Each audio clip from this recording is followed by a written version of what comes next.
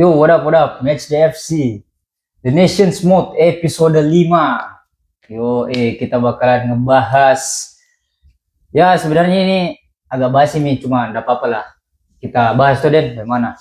Boleh bro. Yo, jadi kita bahas dulu perempat final yang dimana Prancis lawan Maroko 2-0. 2-0 yang dicetak oleh Kylian Mbappe dan Ousmane Dembele itu. Yes.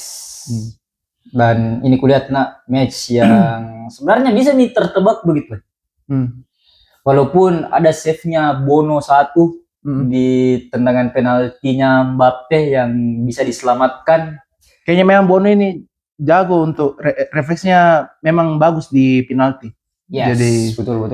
Dan diragukan lah kualitas Bono di adu penalti, di segi penalti gitu. Nah, baruin juga Bono sejak 2000 berapa itu yang dia naik 2022 di 2022. Ya, sejak dari situ itu mulai bagus performanya kulihat begitu, apalagi waktu lawan Portugal gitu. Ada beberapa save yang dapat itu. Kalau kau ingat kayak Ronaldo lah, Bruno. Siapa tuh kalau nggak salah? Kayaknya Bruno juga deh. Yang di 2022. Kalau kulihat Bono juga. Terus Prancis yang lagi-lagi mengalahkan.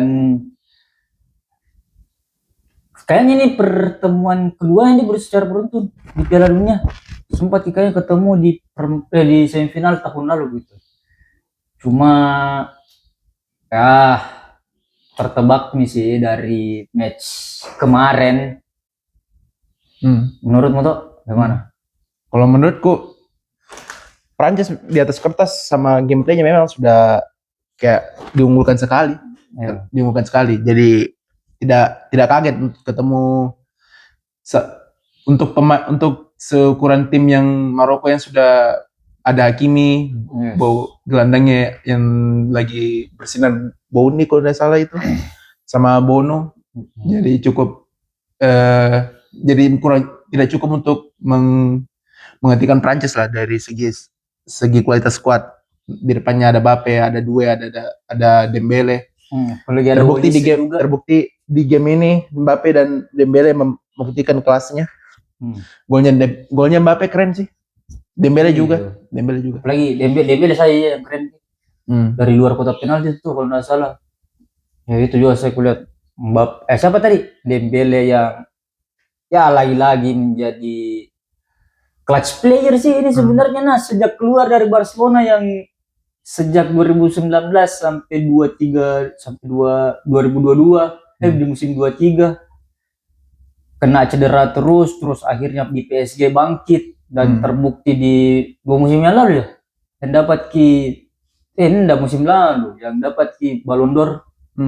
Nah di situ saya kulihat bagus sih pemain, tidak diragukan begitu.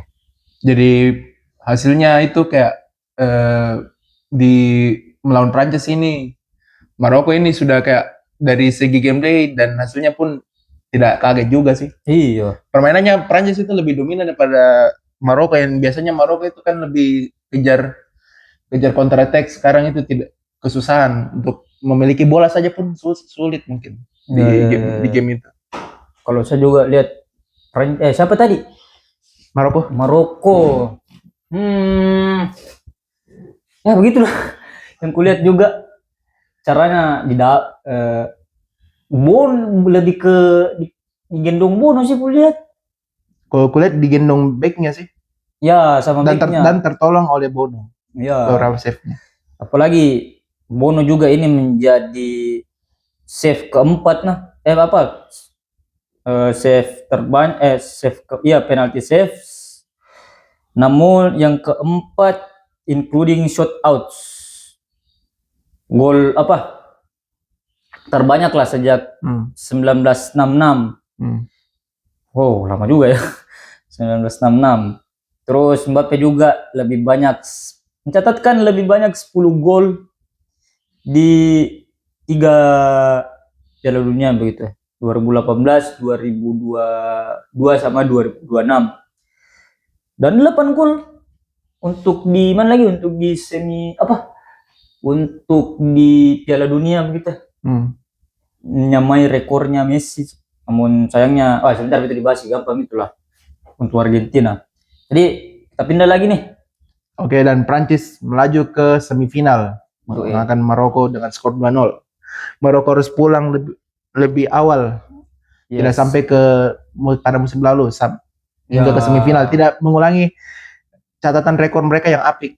Iya. Tapi begitu Maroko Pak, dia memang terbaik di Afrika walaupun kontroversi. Apa yang lagi? Oke. Piala Afrikanya. Ya, kita lanjut ke Spanyol versus Belgia. 2-1. Spanyol versus Belgia dengan skor 2-1. Belgia kalah ya. Yes. Walaupun di Catalara sempat menunjukkan taring Belgia, tapi ternyata tidak cukup untuk menyelamatkan Belgia, negara es krim, negara coklat. Betul. Sebut semua. Dan Spanyol menunjukkan sekali lagi skuad yang merata. Betul. Yang sama yang didominasi oleh pemain Barca. Ya dominan lah permainan otak di game ini. Ya. Dan golnya itu diciptakan Spanyol Merino dengan Ruiz. Wes, kalau Ruiz ini, sebenarnya itu kalau Ruiz yang kulihat otaknya itu dari Yamal ke Porro, baru Olmo shoot. Spanyol unggul duluan kan? Iya, Olmo shoot tuh, baru Ruiz sambut begitu ya, umpan bola muntahnya begitu. Dan yang kulihat juga ini Spanyol ya seperti biasa lah main tiki-taka seperti yang kau bilang tadi, main otak. Iya, bermain otak dengan bermain visi. Ya menjaga kelebaran pemain. Ya. Jadi pemain itu bisa jaga ruangnya gitu. Jadi bisa dapat terima bola, mengumpan dengan baik. Ya. By the way, golnya Catalara keren sih. Dari crossing. Ya. Wih, memang spesialis kayaknya dia itu. Dia tuh di Catalara itu lebih cocok memang kalau dari segi tinggi postur tubuh dia memang cocok jadi striker. Ya, tapi posisi awalnya tuh nomor 10 di Catalara. Jadi dia termasuk pemain yang paling kreatif lah. Ya. Apalagi ini saya yang kulihat juga bagus. Dan sempat Courtois cedera kan? Iya. Woi, fun fact-nya 3 kali. Ada 2 kali. Siapa lagi?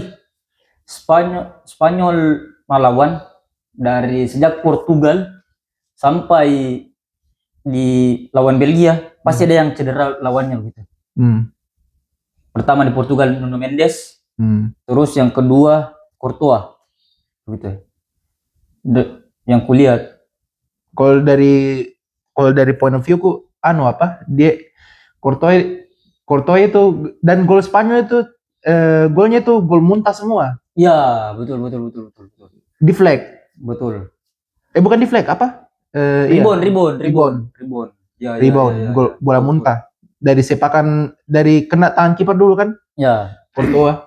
Jadi dapat Fabian Ruiz dan gol kedua itu kan dapat rebound dari Lamens. Kubarsi dulu baru ke Lamens. Tendangannya Kubarsi bagus sih. Saya tidak sangka kalau tendangannya bagus begitu. Apalagi waktu tuh nge-tweet Kak di X. Nah begini, kenapa Spanyol coba kasihkan shock terapi Lamens begitu, supaya ada bola muntah, supaya bisa jadi gol atau jadi bola muntah untuk Spanyol. By the way, golnya itu keren sih, hampir screamer. Tendangannya keras, bagus. Iya. Di bawah lagi datar. Lamens hanya bisa memuntahkan bolanya. Merino datang dengan tepat waktu. Yes, pemain andalanmu di tim. Ini Merino tidak disangka punya time appear yang bagus. Apalagi waktu muncul yang bagus. Ya. Tapi biasanya itu dimiliki skill central forward sih, penyerang. Jadi jarang-jarang ada gelandang begini. Tapi menurutmu di Arsenal kan dia itu sebagai gelandang tuh. Apakah Arteta ini harus coba sebagai striker? False nine. Dia itu tidak bisa jadi striker. Dia tuh carry bola ke belakang ke depan. Dia itu tidak bagus jadi striker murni. Tapi di Spanyol ini kulihat 2 kali main lawan Portugal sama lawan apa lagi? Lawan Belgia. Jadi tuh jadi striker kayak begitu. Jadi striker. Iya. Oh, striker sepertinya false nine. False nine kah? Sorry. Iya. Jadi menurutmu enggak, tapi dari gambaran formasi memang dia jadi striker memang. Iya. Oh iya, paham. Dari gambaran role-nya di atas kertas di papan formasi itu striker. Iya. Tapi secara gameplay itu false nine. Oh iya, berarti Olmo udah ganti kemarin. Ya waktu siapa? Terus Oyarzabal main sebagai Oyarzabal diganti sama Nico William. Oh paham. Berarti Nico William dikasih jadi striker. Terus penyerang lah. Nico William itu bukan striker. Terus Mikel Merino di belakangnya. Oke, paham. Jadi dia ini barat kayak wide forward lah. Penyerang saja. Iya. Oh jadi karena di sini kulihat juga yang digantikan Alex Baena. Wih. Jadi berarti coy, begini pengen. Ubah pertanyaanku. Berarti menurutmu Mikel Merino ini lebih cocok jadi false nine begitu ya dibanding jadi center forward. Iya, itu false nine. Ya. Dia itu tidak bisa jadi center forward. Center forward itu perlu kayak timing yang bagus, akurasi yang bagus. Sedangkan Mikel Merino ini kan atributnya masih harus diakui, masih jadi gelandang, belum jadi striker. Iya, paham. Tapi di kemarin pertandingan lawan Belgia itu membuktikan sih kesalahan kita. Dia itu time appear-nya bagus, sama kayak striker. Ya. Tiba-tiba datang depannya Lamens dengan tiba-tiba. Apalagi waktu lawan Portugal juga. Iya. Tidak disangka-sangka itu di Jerman ini pemain. Iya. Timingnya bagus untuk terima bola. Siapa kipernya, Rui Costa atau Diogo? Diogo. Karena kiper bagus lah itu. Mati langka loh di depan Merino. Iya, Ya keren sih. Dan Lemens jadi bulan-bulanan sih kalau kulihat dari timeline. Karena tanggung jawabnya besar sih. Baru debut. Sedangkan di situ keadaan genting negaranya di lapangan harus membawa misi melangkah lebih jauh di Piala Dunia. Iya. Jadi dia disalahkan sih. Terus juga ada yang bilang gitu karena kipernya MU enggak juga sih. Karena padahal Lamens bagus lalu. Bagus. Menjaga kestabilan di lini belakang. Bagus di King MU. Bagus. Cuma ya namanya juga kiper. Manusia itu kiper bukan robot. Robot pun belum bisa gantikan manusia main. Dan hasil ini membawa Spanyol ke semifinal. Yes, semifinal keduanya ternyata. Di 2010. Dan ada konspirasinya begitu ya. 2010 kan rata-rata pemainnya Barca. Terus apalagi? Rata-rata pemainnya Barca 8. Terus di tahun ini juga sama 8. Terus di 2010 juga itu IE lewat FIFA 10 meramalkan Spanyol jadi juara begitu ya. Dan ini kemungkinan juga bisa jadi juara. Bisa sekali. Bisa sekali. Karena skuadnya Spanyol itu merata sih. Iya. Hanya memang tidak sebagus 2010, 2012. Betul. Yang semua full star gitu. Tapi sekarang ini lebih merata lah. Iya. Jadi tidak satu bagus, semua bagus gitu. Iya. Semua menolong. Sama begini, ada satu pemain yang luput dari kesalahan. Luput dari penglihatan. Iya, luput dari penglihatan. Kipernya. Unai. Iya. Weh, sebenarnya suatu mungkin di episode terakhir podcast di The Clubhouse bilang harusnya antara Raya sama Joan Garcia yang jadi kiper tuh karena lebih perform di timnya masing-masing. Tapi setelah kulihat ini berapa match ini Kak? 8 match nih. Salah sangka ya bro. Salah sangka saya. Kau lihat bagaimana berjibakunya dia di timnas Spanyol, luar biasa. Layak lah dapat apresiasi. Layak dapat dia apresiasi. Dan salahku saya minta maaf ke Juan Gade Unai Simon begitu ya. Karena ya itu tadi seperti yang ku bilang, ini pemain lebih bagus di Spanyol begitu ya, dibanding walaupun underperform di mana lagi, di Athletic Bilbao begitu. Jadi ya begitulah kalau saya dari Simon begitu. Oke, dan hasil ini membawa Spanyol ke semifinal Piala Dunia, mengulang rekornya di 2010. Betul, dan Belgia harus pulang kembali ke negaranya, berkemas dari Amerika ke Belgia. Oke, kita ke match selanjutnya. Norwegia Inggris, ini permainan yang panas sih, dan di mana gamenya itu berakhir dengan skor 2-1. Betul. Kemenangan Inggris yang dicetak dua-duanya oleh Bellingham, Mr. Jude. Hey Jude. Dan sedangkan Norwegia yang dicetak oleh Sheldrup ya. Sheldrup. Susah dibaca. Oh, asisnya Odegaard kan kalau salah. Iya. Odegaard di World Cup ini bagus mainnya. Beda dengan waktu di Arsenal musim apa yang membedakan ini? Kalau kau lihat dari timnas sama di Arsenal. Kayaknya memang di sistemnya Arsenal itu harus mengutamakan kontrol lah gitu. Atur tempo. Nah, Odegaard ini kan tidak, lebih suka kakinya didatangi bola. Lebih suka bola ada di kakinya nih Odegaard. Beda dengan kayak De Bruyne. De Bruyne tuh dia tuh enggak betah punya pegang bola lama-lama. Dia tuh lebih banyak memikirkan distribusi ke depan, bagaimana memberi asis ke temannya. Beda dengan Odegaard. Odegaard itu kayak kontrol lah gitu. Controlling. Ya. Nah, beda juga di Odegaard di Norway. Norway itu dia tuh lebih bermain visi. Jadi dia tuh ngoper ke Erling Haaland lebih fokusnya. Ciptakan ruang di depan untuk oper ke depan, sayapnya atau gelandang kiri atau gelandang kanannya, Solot atau Erling Haaland. Dan memang terbukti sih, tapi tetap bermain bedanya itu di Arsenal musim lalu dengan yang World Cup sekarang, dia tuh lebih efisien, lebih sering distribusi ke depan, jarang back pass. Jarang back pass, jarang delay bola. Sering nonton Arsenal kemarin kayak entah memang temponya Liga Inggris yang memang cepat atau memang lawannya saja di World Cup yang gabungan dari pemain berbagai liga kan, atau begini juga, atau sistemnya juga ya, mungkin sistem bisa jadi. Sama ada juga gol yang dibatalkan dari Hegem. Yang sayangnya sih kenapa Haaland pergi dorongan Anderson Elliot. Elliot Anderson. Seharusnya ya bisa sih imbang itu dari game itu. Maka dari itu aku bilang Inggris Norway ini game panas. Ya, betul. Apalagi ada Haaland di situ.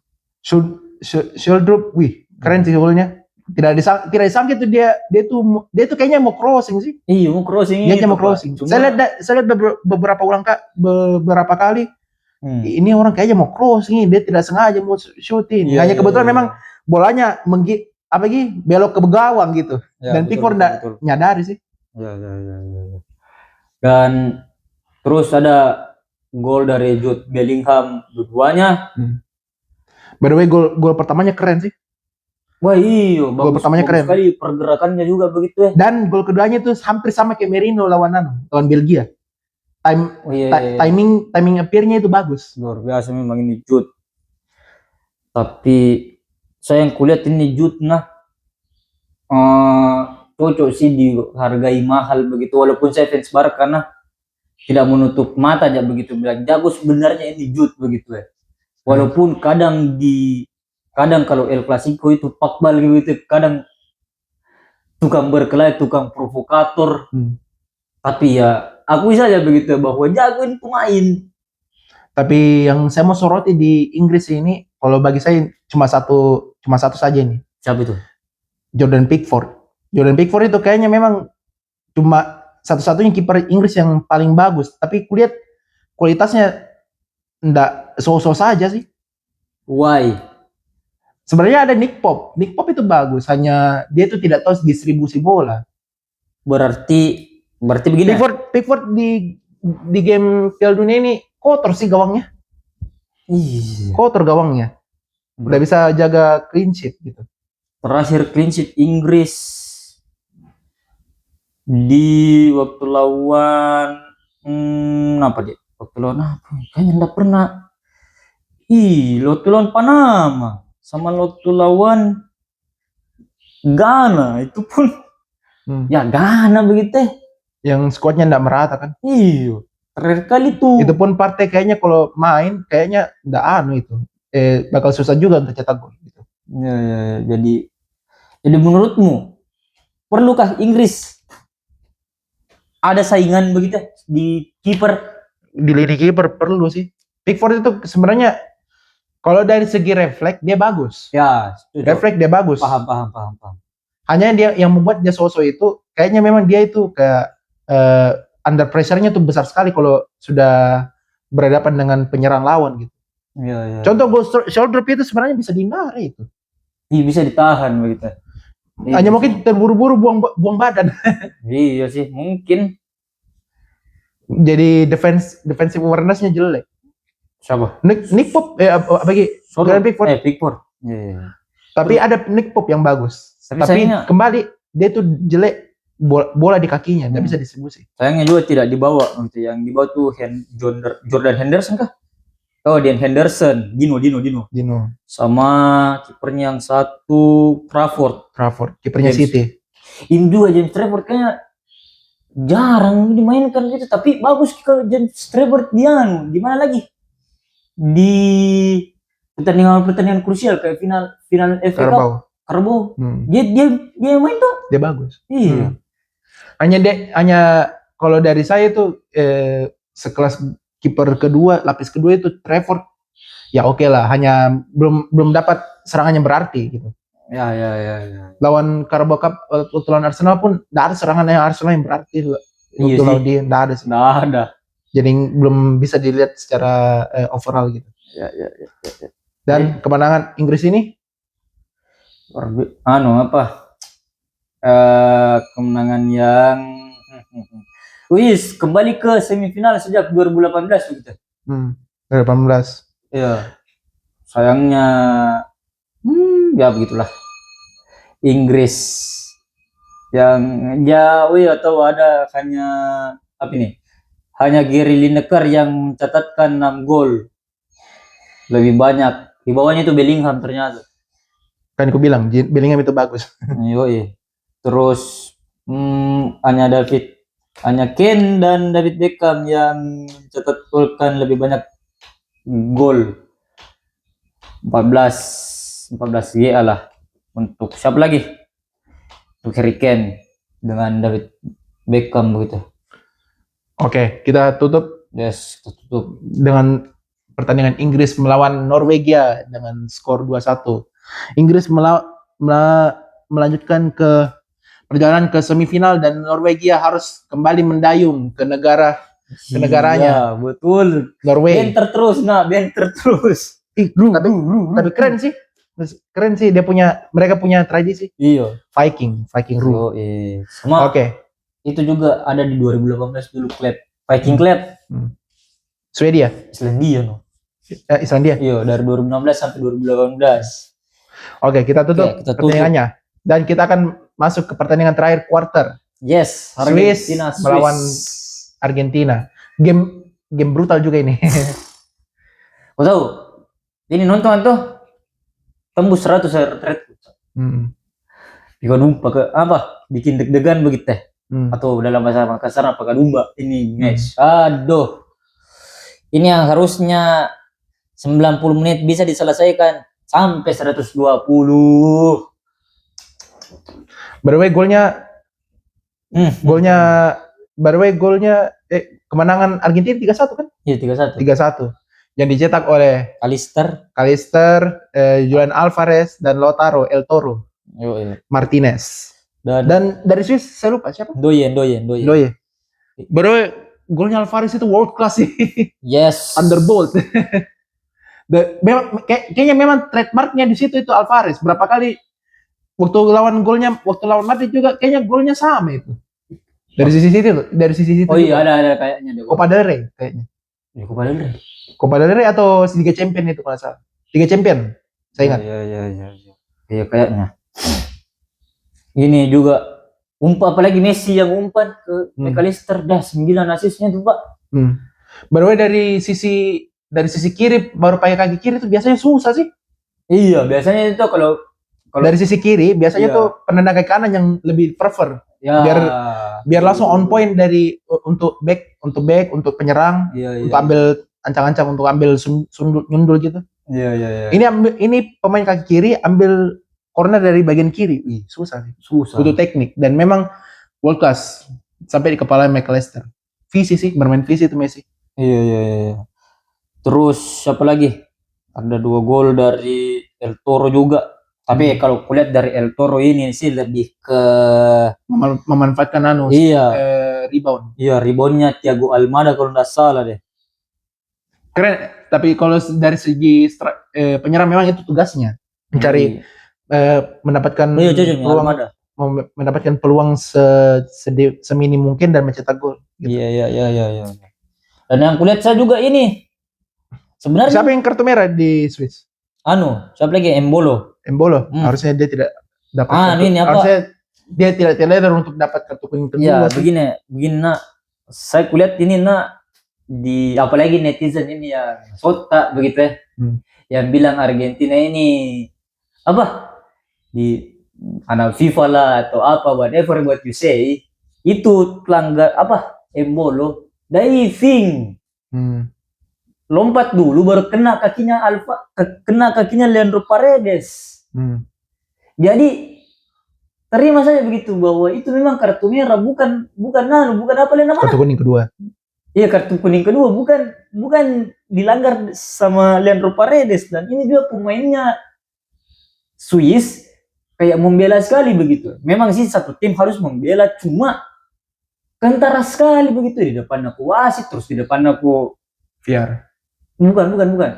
Pasti kayaknya itu di depan di depan benchnya. Pas di depan benchnya baru pergi lompat begitu. Bagaimana tidak? Kita pun yang nonton kayak diketawain aja kok begitu ya. Sayangnya. Dan pada akhirnya Swiss harus pas kehilangan 10 orang harus bermain bertahan, mengejar counter yang tidak berarti. Tidak ada serangan yang berarti pas ke 10 orang sih. Betul. Saya juga. Dan golnya datang di menit extra time, yaitu Julian Alvarez. Iya, seperti yang bilang tadi, Alvarez. Thunderbolt. Keren sih golnya itu. Iya. Keren sekali, keren. Baru itu kan asalnya kalau ku ingat tepuk tangan untuk golnya Alvarez bintang 5. Kayak dari corner dulu baru Messi dulu kayak ngambil gitu. Baru di situ tuh kalau enggak salah mutar-mutar ke Argentina Messi, begitu. Cari celah, tapi ini tadi yang kau bilang bagusnya Alvarez dari kaki kirinya bisa on point ke siapa itu Gregor Kobel begitu ya. Gregor Kobel kan? Tidak, kaki kanan dominan. Iya. Messi umpannya. Oh iya. Gregor Kobel begitu ya. Dan gol ketiga sekaligus gol penutup di extra time juga. Yes. Yaitu berasal dari Lautaro El Toro Martinez. Atau kalau nak bilang shout out to siapa lagi Bang Renzo Sujono waktu final Copa America 2024 apa nak bilangnya? Lu taruh di mana aja pasti gol. Nah, lo taruh. By the way, itu peluang pertamanya itu dari Alvarez juga atau Almada dulu. Baru ditepis sama Gregor Kobel dan masuk Lautaro Martinez. Iya. Itu spesialisnya Lautaro Martinez, mencari celah semini mungkin tapi mencetak gol. Iya, dan itu the real false nine itu menurutku Lautaro Martinez. Tapi jadi striker Kidian. Di mana? Di mana lagi? Di Inter.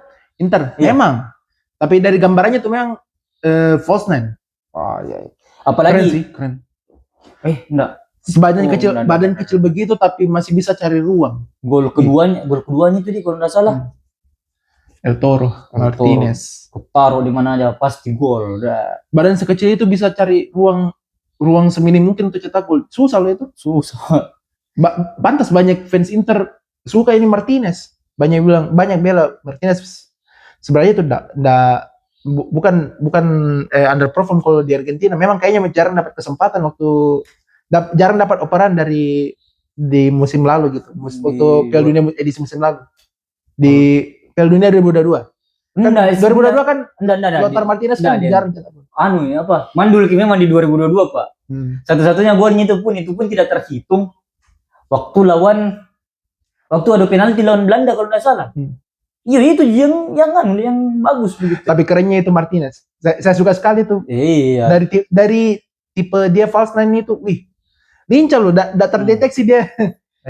Dia dapat ruang di mana tiba-tiba ada di situ cetak gol. Iya, tiba-tiba sih di situ. Baru di situ kalau nggak salah tuh counter attack siapa lagi? Argentina. Bahkan kalau ini bursa transfer, kalau kita kan berhayal kita gratis kan kalau berhayal. Iya. Arsenal kabarnya mengincar Alvarez. Karena Alvarez terlalu mahal. Kenapa tidak ambil Lautaro saja? Lautaro. Iya. Tapi kayaknya siapa lagi tadi? Alvarez bakalan ke Barca. 170 juta dari kabar terakhirnya itu harganya. Siapa yang mau tebus? Tapi saya kulihat Alvarez khusus di Piala Dunia ini ini tuh kayaknya baru sisa 1 gol. Seingatku. Cuma ini Alvarez kayak kadang ada peluang nggak masuk begitu. Itu masalahnya sih dari Alvarez. Dia tuh kayaknya komposer. Ya.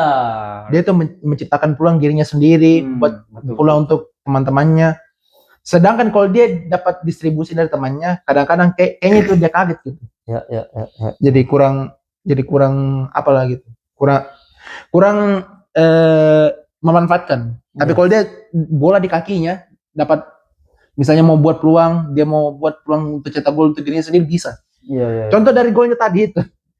Golnya lawan Swiss di sekarang ini yang kita bahas. Itu memang skill tinggi itu yang dia punya sih. Spesialisnya dia Spesialis. Siapa? Lautaro? Bukan, Julian. Iya sih. Dia tuh lebih, apalagi di Atletico Madrid kencang tendangannya itu, Pak. Paling emosi itu yang waktu Barca kalah di Liga Champions. Bisa-bisanya loh cetak. Emosi aja nonton itu, Pak. Mengumpat ke depan TV. Bicara kutul kayak ini kamar ini atau studio lah, nggak belajar studio tuh. Belakangnya ini TV nih, pas belakang ini, pas belakang ini. Pas belakang ini TV nih belakangnya. Gitu. Ya depan TV tuh begitulah. Jangan mau tahu gitu. Oke. Kita tutup pertandingan terakhir quarter final. Terus kita bahas ini kah? Semifinal. Next. Next. Mungkin itu saja. Saya agak match dan Denny. Jadi si Nations Mode. Ya, di quarter final Piala Dunia World Cup. Sampai jumpa di video berikutnya. Bye. Ciao.